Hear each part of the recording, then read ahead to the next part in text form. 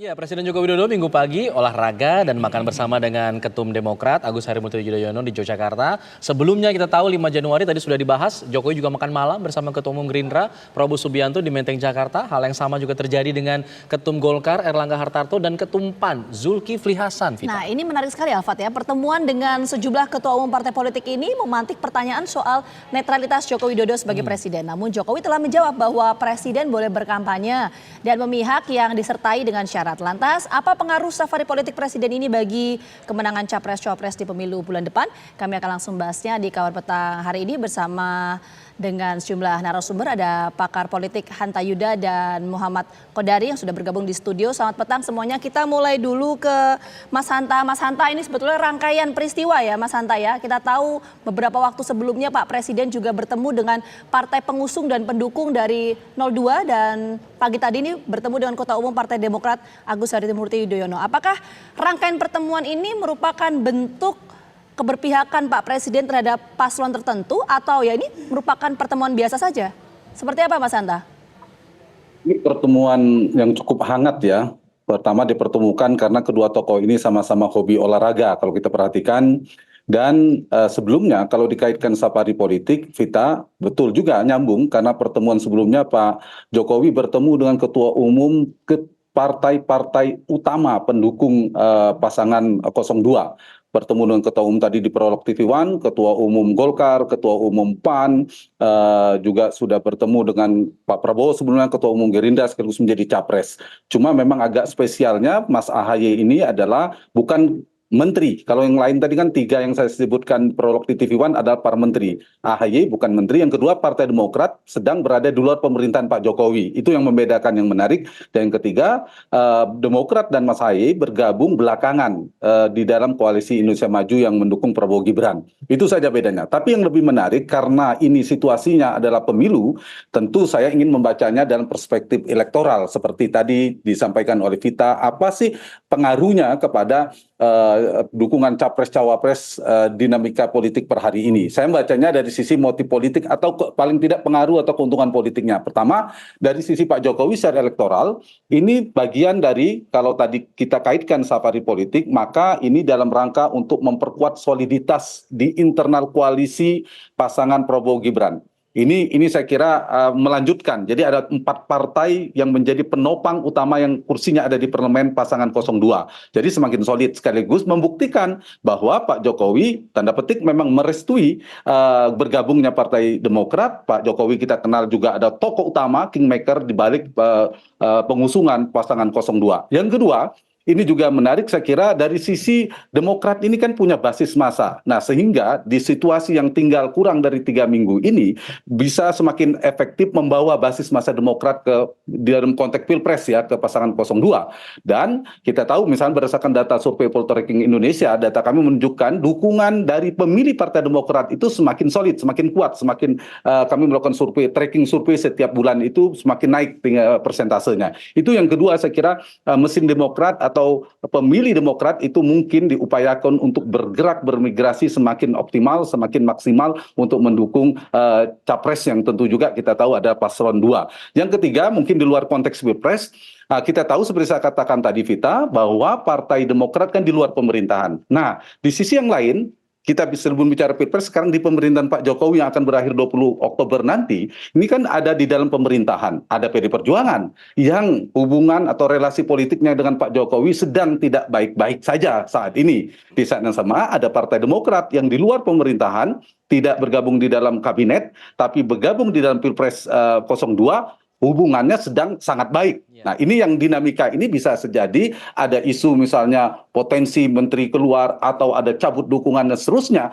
menjadi penting bagi Pak Jokowi untuk memastikan Partai Demokrat menjadi salah satu alternatif penopang jalannya pemerintahan paling tidak untuk stabilitas politik menuju Oktober 2024 mendatang. Jadi Partai Demokrat menjadi salah satu puzzle politik penting bagi Pak Jokowi untuk memperkuat tanda petik semakin kuat kaki-kaki politik Pak Jokowi dalam konteks hubungan dengan parlemen, juga tadi dalam rangka untuk konteksnya politik elektoral, untuk membangun soliditas dan memperkuat dukungan Partai Demokrat. Itu dari sisi motif politik atau keuntungan atau pengaruh elektoral dari sisi Pak Jokowi. Tentu kalau perspektifnya dari sisi Partai Demokrat beda lagi.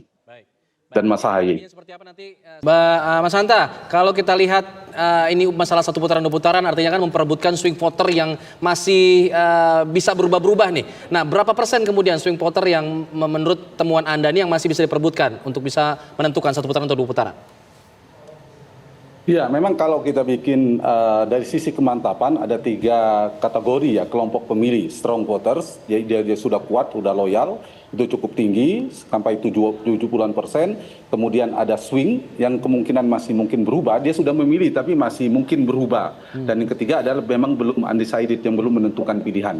Kalau menentukan pilihan itu sudah di bawah 10% ya, di survei berbagai macam lembaga survei di bawah 10%, ada yang 4%, dan 5%, 6 hingga 7%. Tapi kalau didalami, yang swing ini masih, kalau survei kami terakhir masih kisaran 20-an%. Tapi Alfat, dari survei ke survei semakin turun. Dulu pernah 40%, 30%, dan memang begitu. Mungkin bisa dikonfirmasi juga dibandingkan data Bang Kodari juga, bahwa semakin mendekati pemilu harusnya swing itu semakin sedikit karena ada sosialisasi politik, ada debat dan sebagainya, ada kemungkinan untuk berubah 20%. Tapi berubah 20% ini pun tidak bisa kita melihatnya bahwa mereka dengan leluasa bisa berubah. Ada faktor-faktor yang membuat mereka harus berubah juga. Misalnya adakah isu yang meledak, adakah program yang kemudian luar biasa, ada gimmick politik yang juga meledak. Kalau misalnya datar-datar saja, landai-landai saja, sulit juga untuk merubah pergeseran perubahan itu. Sementara waktu tinggal 2 minggu lebih sedikit, sehingga atau ada blunder politik yang meledak. Jadi saya kira pergerakan itu setiap dari berbagai macam kandidat kubunya itu pastilah ingin menyasar untuk memantapkan pilihan yang masih belum mantap tadi. Nah, yang kedua tadi yang tadi disampaikan oleh Bang Kodari juga, terkait yang ditanyakan Bang Kodari terkait dengan kemungkinan Pak Jokowi apakah ada upaya untuk semakin menyolidkan potensi satu putaran dan seterusnya. Saya kira memang kalau bicara dari sisi Prabowo Gibran itu kan ada 2 basis suara, basis Ganjar atau Anies kan yang ingin disasar. Nah, ketimbang basis Anies, basis Ganjar itu relatif lebih mudah untuk dikonversi menjadi suara, untuk diambil oleh faktor Pak Jokowi. Kenapa? Karena satu, basis segmentasinya memang sama. Basisnya Pak Ganjar Prabowo Ganjar atau Gibran Ganjar lah bertarung mengambil basis Pak Jokowi. Itu sangat mungkin Pak Jokowi yang kemudian mengambil faktor Jokowi untuk menggeser itu. Yang kedua, dari trennya itu memang Mas Ganjar sedang turun, sementara Anies relatif stabil, sehingga relatif lebih mudah untuk mengambil itu. Jadi kalau misalnya Mas Anies tidak bisa naik lebih stabil, lebih ada kenaikan yang signifikan, kemudian tren Mas Ganjar itu terus turun, itu yang menjadi dibaca mungkin barangkali oleh Pak Jokowi dan pasangan Prabowo Gibran untuk mengambil basis itu sehingga bisa mendongkrak elektabilitas 02. Meskipun itu bagian dari ikhtiar politik, perlu diuji dan seterusnya. Nanti kita akan bahas lebih lengkap mengenai bagaimana kemudian peran dari Pak Jokowi untuk bisa meraih atau merebut suara dari swing voters dan juga undecided voters, tapi nanti kita bahas ya, usai jeda. Kami kembali saat lagi untuk Anda. Oke, Mas Hanta punya analisa lain mungkin mengenai hal ini. Apakah kemudian peran dari Pak Jokowi ini akan mempengaruhi swing voter dan undecided voter? Ya, kalau kita lihat, kita bentangkan tren elektabilitas capres itu di 4-5 bulan terakhir itu ada multifaktor, ada faktor sosialisasi, ada faktor debat, ada faktor Jokowi. Kalau saya objektif, kita melihat data, memang faktor Jokowi yang paling melesatkan merubah peta elektoral ketika Gibran sebagai Jokowi Junior menjadi cawapresnya Prabowo, itu membuat peta konstelasi berubah. Ada kenaikan bahkan hampir lebih dari 1 digit. Nah, itu memang pengaruhnya cukup besar.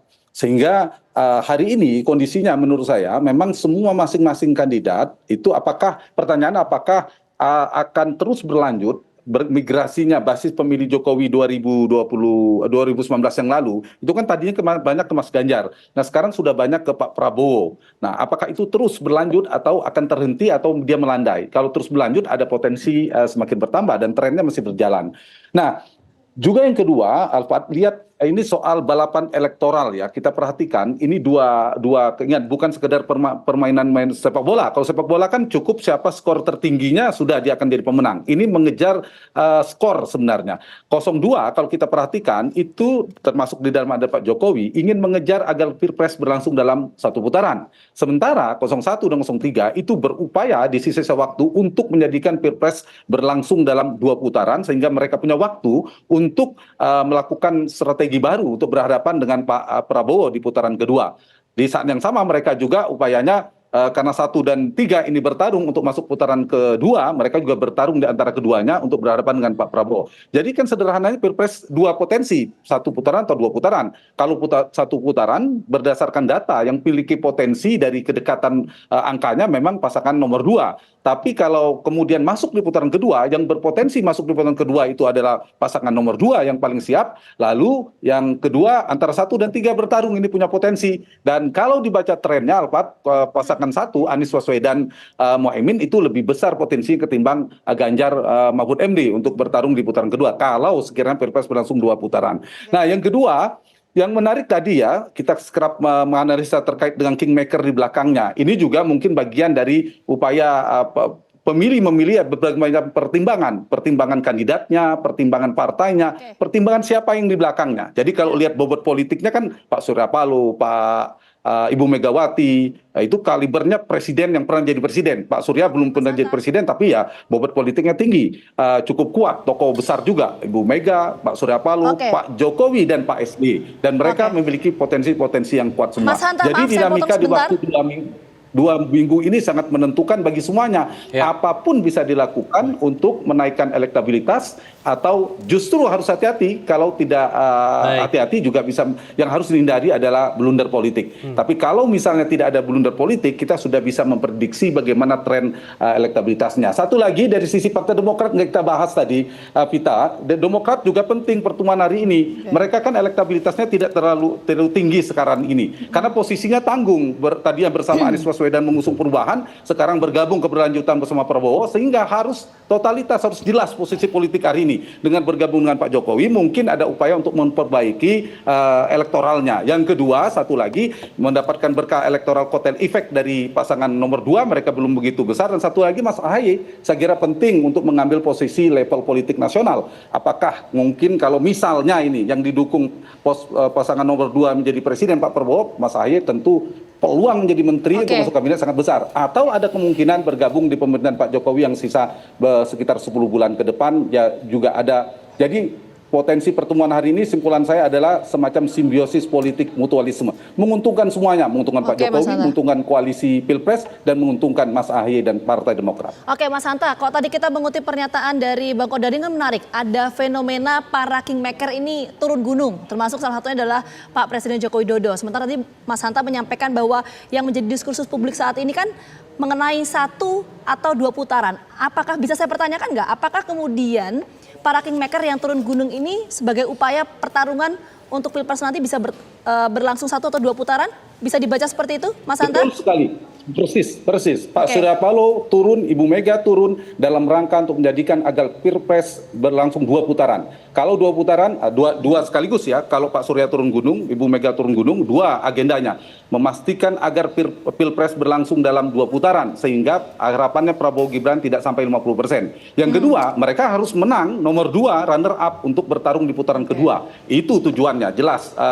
Motif elektoral terutama. Yang dari sisi Pak Jokowi, Pak SBY juga, Pak Jokowi adalah dalam rangka untuk meningkatkan elektabilitas Prabowo Gibran supaya Pilpres berlangsung dalam 1 putaran, karena menang dalam 1 putaran relatif lebih aman bagi pasangan nomor 2 ketimbang 2 putaran. Nah, itu juga bagian dari ikhtiar atau upaya politik untuk melakukan itu. Jadi ini bagian dari strategi terakhir ya, di detik-detik terakhir semua harus ofensif. Dan tidak ada lagi istilah defensif, karena itu semuanya harus berupaya untuk mencetak gol atau menaikkan skor skor politiknya. Karena kalau sama-sama menunggu, Baik. landai saja trennya seperti ini. Oke. Satu sisi, satu ingin melampaui 50%, yang satu ingin mempertahankan yang sampai tembus 50% dan bisa masuk di putaran kedua. Jadi pertarungan para kingmaker ini sekaligus membuat dinamika politik kita semakin dinamis. Baik, Mas Hanta singkat sebelum singkat ke Bang Kodari. Untuk tadi kan sudah bahas soal swing voter dan juga undecided voter ada 20% dan sekitar 5 sampai 10% untuk undecidednya. Tapi untuk strong voternya ini bagaimana? Temuan terakhir dari poltreking. Singkat saja, Mas. Iya, angkanya sudah cukup kuat. Masing-masing kandidat sudah punya sekitar 70% sudah memiliki kemantapan pilihan karena sudah dekat pemilu. Dan mereka-mereka ini, karena itu strategi debat, sosialisasi, jangan keliru. Jangan salah target. Kalau mereka hanya menyerang lawan, kemudian strateginya hanya membuat kandidat pendukungnya semakin suka, kemudian memberikan tepuk tangan riuh dukungan, sementara yang lawan politiknya, yang swing juga hanya semakin benci. Kalau itu kan tidak bergerak. Yang harus disasar adalah yang swing dan undecided. Yang Baik. kalau yang strong tadi sudah sulit digeser, mereka sudah cukup kuat, angkanya sekitar 70-an% lebih. Lalu yang swing voters ini yang masih mungkin berubah sekitar 20-22%, yang belum menentukan pilihan sekitar 5-7%. Itu angkanya. Nah, pendekatannya itu harus beda-beda, ada segmentasinya. Ini dari sisi kemantapan, dari sisi tipologi pemilih, ada pemilih rasional, ada pemilih psikologis, dan ada pemilih sosiologis. Baik. Pendekatannya juga harus beda strateginya masing-masing kandidat untuk mendekati pemilih rasional. Dia memilih karena rekam jejak, karena program, kemudian pemilih psikologis melihat dari sisi personality, kemudian pemilih sosiologis dari persamaan identitas. Juga ini harus dipertimbangkan. Satu lagi terakhir, lihat juga dari sisi tipologi kemantapan pemilih, yang kedua tipologi pemilih, dan ketiga adalah dari sisi pembelahan narasi politik antara keberlanjutan dan perubahan. Ya, baik. Jadi orang yang ingin perubahan itu cenderung representasinya diwakili oleh Anies Baswedan, dan Anies berseberangan basis masanya kontra Jokowi. Yang pro Jokowi yang ingin keberlanjutan cenderung ke pasangan nomor 2. Nah, Mas Ganjar agak sulit memang di posisi ini. Nah, masing-masing dengan pembelahan itu harus menggunakan strategi yang berbeda agar dukungan politik bisa bergeser. Oke. Mas Hanta 30 second untuk closing statement-nya, silakan. Ya, ini waktu-waktu yang sangat menentukan, 2 pekan ini lebih sedikit, dan semuanya ini kan tinggal 2 ya, apakah Pilpres berlangsung 1 atau 2 putaran. Faktor yang bisa menggeser 1-2 putaran itu banyak variabel. Misalnya basis Mas Anies, kalau Anies ingin menaikkan elektabilitasnya, maka tingkat kepuasan atau approval rating kepada Jokowi harus ditekan, turun. Tapi kalau sebaliknya, maka Anies sulit tumbuh. Sehingga Anies Baswedan berhadapan dengan 2 sekarang ini, berhadapan dengan Jokowi dan berhadapan dengan Prabowo. Dengan Prabowo dalam arti bertarung di basis-basis Prabowo 2019 yang lalu seperti di Jawa Barat, sebagian Sumatera. Bertarung dengan Pak Jokowi, tadi soal kolam suara yang puas dengan Pak Jokowi besar kolamnya ketimbang yang tidak puas. Jadi relatif cukup berat. Sementara Ganjar harus memikirkan posisi politiknya yang agak sulit bertarung dengan Gibran. Dia bertarung dengan Gibran di mana posisi politiknya di kolam Jokowi tadi. Baik. Sementara Gibran itu dipersepsikan lebih Jokowi ketimbang Ganjar. Itu yang mungkin pertarungannya. Terakhir, sementara pasangan Prabowo Gibran yang mereka harus hadapi 2 PR-nya, kerja 3 orang, kerja Pak Prabowo menahan laju pergeseran agar pemilihnya di 2019 tidak bergeser ke Anies. Syukur-syukur selain bisa bertahan bisa kembali balik, itu harus stabil. Yang kedua, Mas Gibran harus bisa menggerus. Pasti dia berusaha untuk menggerus basis-basis Pak Jokowi yang tadinya ke Ganjar untuk terus bergeser ke Prabowo Gibran. Dan terakhir, Pak Jokowi bekerja untuk menaikkan tingkat kepuasannya, kemudian agar Anies tidak tumbuh elektabilitasnya, di saat yang sama bekerja di basisnya sendiri untuk menggeser yang tadinya memilih Gibran untuk mantap memilih Prabowo Gibran. Itu mungkin arah pergerakan politik masing-masing. Siapa yang berhasil, ini yang akan menentukan Pilpres berlangsung 1 atau 2 putaran. Kalau 1 putaran kemungkinan kita bisa prediksi siapa yang akan menang. Kalau 2 putaran juga semakin jelas siapa 2 pasangan yang akan menjelang bertarung pemungutan di suara, putaran ini artinya semua bergerak ya, mesin partai bergerak, relawan bergerak, termasuk Betul para sekali. kingmaker ini. Faktor Terima kasih partai banyak. juga sangat penting menentukan. Terima kasih banyak Mas Hanta dan juga Bang Kodari atas waktu yang sudah Sama-sama. bergabung bersama kami di Kabar Petang. Sehat selalu.